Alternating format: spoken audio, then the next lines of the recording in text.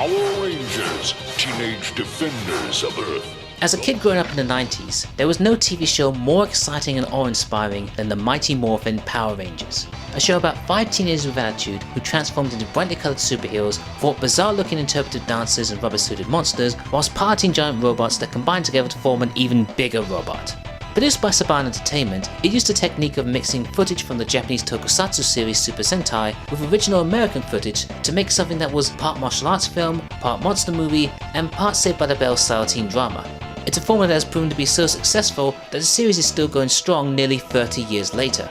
At the height of its popularity in 1995, the show would hit the big screen with its first cinematic outing, Mighty Morphin Power Rangers, the movie.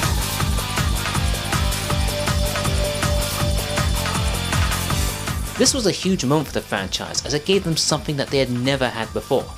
A budget. Okay, that's unfair, I mean a bigger budget than normal. This allowed them to raise the production value significantly and create higher quality visual effects without relying on Sentai footage, making this the first Power Rangers feature to use completely original material, even if they are still borrowing concept from the Sentai itself. Production of the film was also moved to Australia to help stretch the budget even further, a move which resulted in some of the episodes of the TV show being filmed there as well. However, despite all of this, plus earning over $60 million at the box office, it was torn to pieces by the critics, who saw it as an unbridled mishmash of a disaster, with bland characters, awkward pacing and dialogue, and an absolute slog of a movie that's as dated as it is annoying and unoriginal. Having grown up with the series, I remember loving this film as a kid, but now that I'm significantly older, I'm curious to see how it holds up today. And seeing as this year marks the 25th anniversary of this film's release, now's as good a time as ever to check it out. The film opens with a text scroll floating through space. Now where have I seen this before? Oh, that's right, Spaceballs. The noble master sought out 6 extraordinary teenagers. Well, technically it was 5 at first, and his description of them was less extraordinary and more overbearing and over-emotional. The movie opens properly with a skydiving stunt performed by our heroes. Though I don't mean the Power Rangers, no, I mean the real heroes of the franchise. Bulk and Skull. The Oliver and Hardy of my generation. These guys are so awesome, they invented YouTube poops before YouTube even existed. That, Miss Apple, can't teach. Our favourite multicoloured teens are skydiving in order to raise money for the Angel Grove Observatory, in anticipation of the arrival of Ryan's Comet, which will pass by Earth in around 2 days. It's here that we meet a young boy named Fred, who rants to his dad about his skydiving skills. Pay close attention. This is how the pros do it. Yeah, I didn't do so bad. He landed in the parking lot. It was embarrassing. Yeah, Dad, why can't you be cool like Jimmy's dad? His parachute failed and he fell 2,000 feet. At least he hit the target. I'll hit you in a minute. Of course the teens land safely, but our iconic duo need a bit more hyping up. I'm gonna be the eagle. Be the swallow. Come on, baby. Wait, what did he say? Come on, baby. Oh, I didn't realize your relationship was that close. They missed the target, but fortunately land safely in the construction yard, where the workers uncover something very unusual. A huge metal claw holding a giant purple egg. This is starting to look more like the origin story of Barney the dinosaur. In Soviet Russia, egg fries you! We cut to the Power Teens as they're apparently filming for a commercial, when they receive a call from Zordon and teleport to the command center, which admittedly here looks less like a large empty warehouse, but lacks some of the character that the TV version had. Also, how does the movie version of Zordon look stranger than the blurry guy from the main series? Maybe it's just weird that we can actually see his lips move. He explains to the Rangers that the purple egg contains a powerful being called Ivan Ooze, who was locked away 6,000 years ago, and that they must prevent him from being released. However, at that moment, who should arrive to claim the egg but the main villains of the series? Lord Zed, Rita Repulsar, Goldar, and... Pig? He doesn't look like Pudgy Pig. Who the hell is this guy? Apparently he's a character called Mordant, and as far as I know he exists solely for this movie alone. Did they have to invent a non-essential character just to be here? Couldn't they have used Finster instead? Or Squat or Babu? Did they really feel like the film wasn't complete without adding Miss Piggy's crackhead brother? Anyway, they break open the egg and the primordial sludge in size rises to form Ivan Ooze, played by Paul Freeman. Hey, quick question. What connection does Power Rangers have with Indiana Jones and Hot Fuzz? This guy. Belloc. Zed recruits Ivan and orders him to destroy Zordon, which Ivan is more than happy to help him with. I will obliterate his entire legacy. It will be as if Zordon of Eltar never existed. Finally, a real man. I think the two of you need counselling. Are you mad at Zed because he bought that camper van? Zed and co leave as Ivan smells the arrival of the Rangers. That's right, Ivan literally smells teen spirit. After giving the teens a little surprise, Ivan summons up a bunch of henchmen and leaves them to do battle. The teens are eventually cornered, but Tommy decides they need to kick it up a notch. Let's do it, guys! Right. It's Morphin time! They morph into their ranger forms, and for some reason the ranger suits are looking a lot less like spandex and a lot more like those muscle costumes you buy for kids. In fact, their morphing sequence takes so long that the bad guys seemingly got bored and left. They eventually catch up with them though. I have to say that the fight scenes in this movie are sadly not great. I mean, they're fine and all, but there's a lot of issues. There's too many cuts, making it difficult to follow what's going on. The fights are filled with cartoonish sound effects that get annoying real fast. And for some reason, the choreographer decided that the Rangers need to be doing flips all over the place. I mean, they did a lot of flipping in the series, but never to this extent. It feels like the movie is trying to mimic the fight scenes from the TMNT films, but it comes off more like a stage show and just isn't that impressive. Also, anybody notice how deceptively gory this fight is? You can try to disguise it as purple ooze as much as you like, but a little color correction makes things look way more violent than intended. Tommy wins. Fatality. Unfortunately, while our heroes are being distracted, Ivan breaks into the command center, which begs the question, why doesn't Zordon have some kind of defense system installed for precisely this scenario, and completely wrecks the place, almost killing Zordon and causing the Rangers to lose all their powers. However, Alpha informs them of a great power that can save Zordon and uses the last of the command center's power to teleport them to planet Phaedos. Meanwhile, Ivan betrays Zed and Rita, trapping them in a snow globe. Funny how they didn't make that into a toy when they did it with everything else, and sets about his plan to rebuild his ancient weapons of destruction, the Ectomorphicons. Sadly no, it's not a transforming Ecto one from Ghostbusters. He does so by handing out free jars of ooze to the kids, which subsequently hypnotize their parents into becoming slave labor. By the way, who okayed for this man to get some TV airtime? He looks like the terrifying love child of Tinky Winky and the child catcher from Chitty Chitty Bang Bang.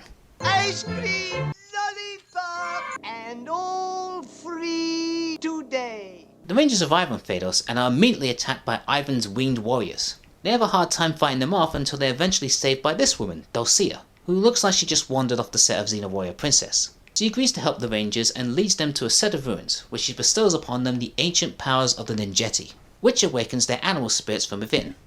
Okay, sorry to go off on a tangent here, but they really make it seem like Adam got a raw deal with his animal powers.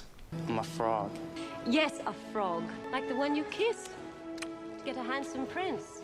In my opinion though, he got the best one. His Zord is awesome. In a TV show at least, he could send out hundreds of mini frog bots that attach to monsters and explode. Plus his Zord formed the legs of the Megazord, meaning that Adam literally did all the legwork.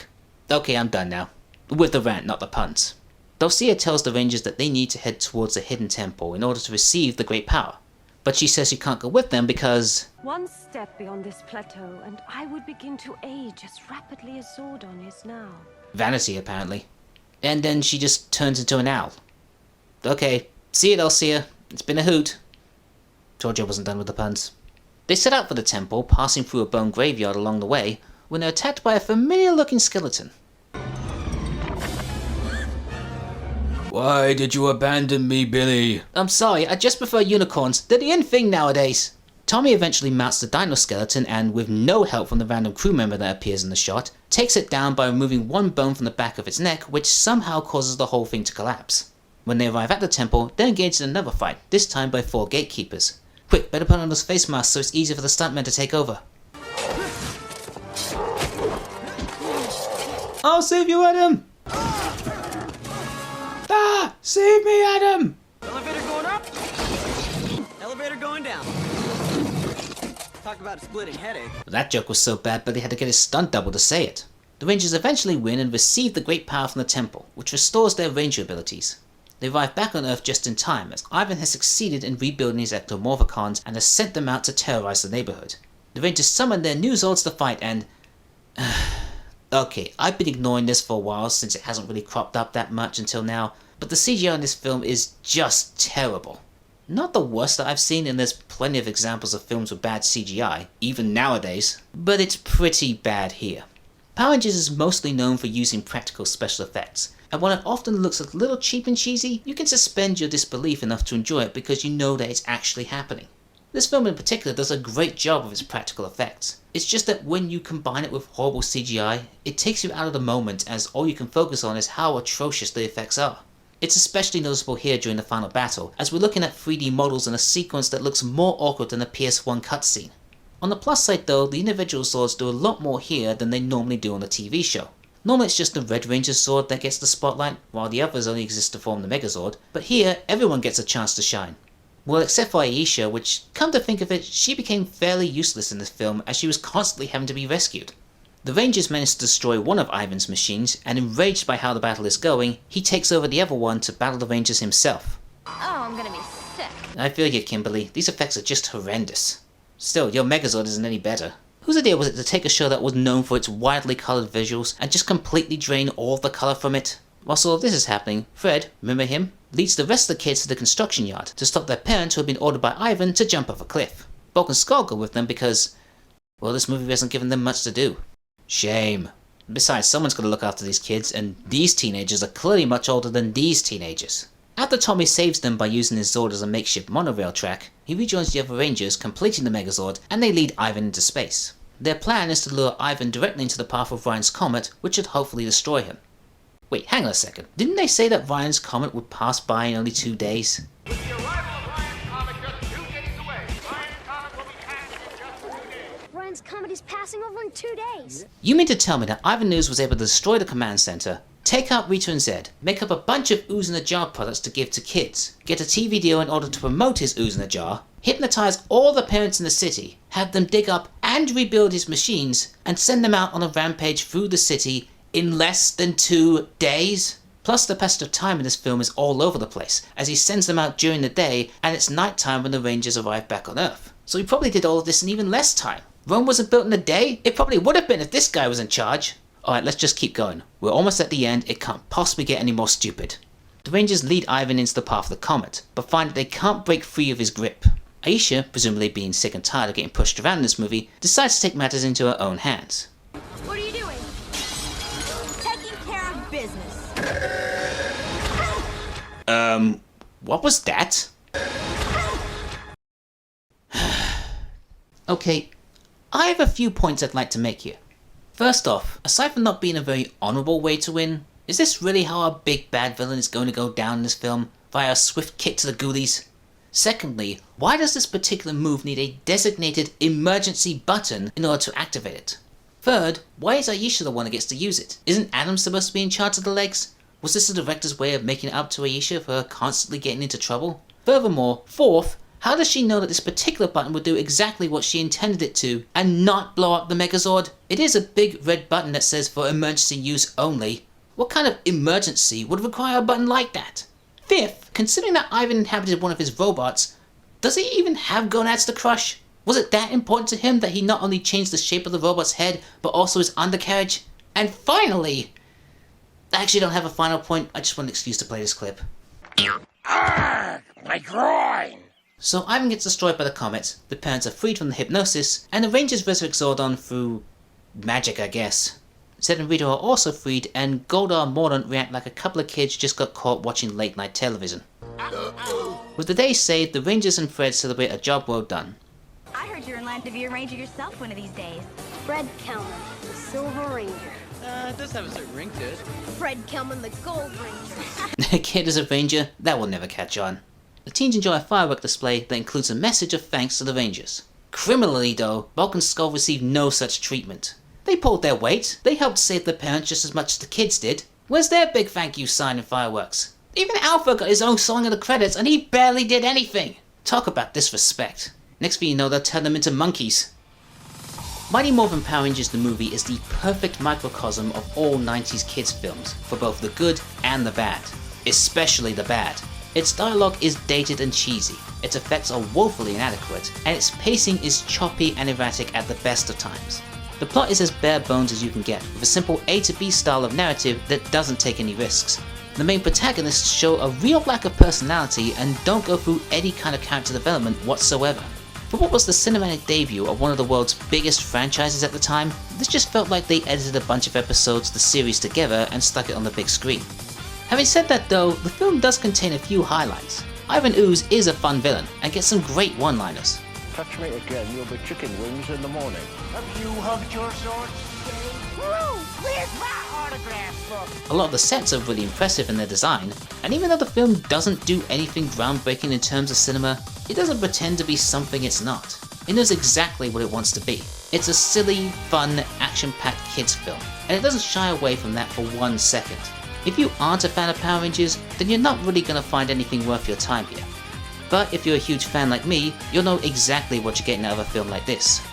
And all the more power to you. Inconceivable. You keep using that word. I do not think it means what you think it means.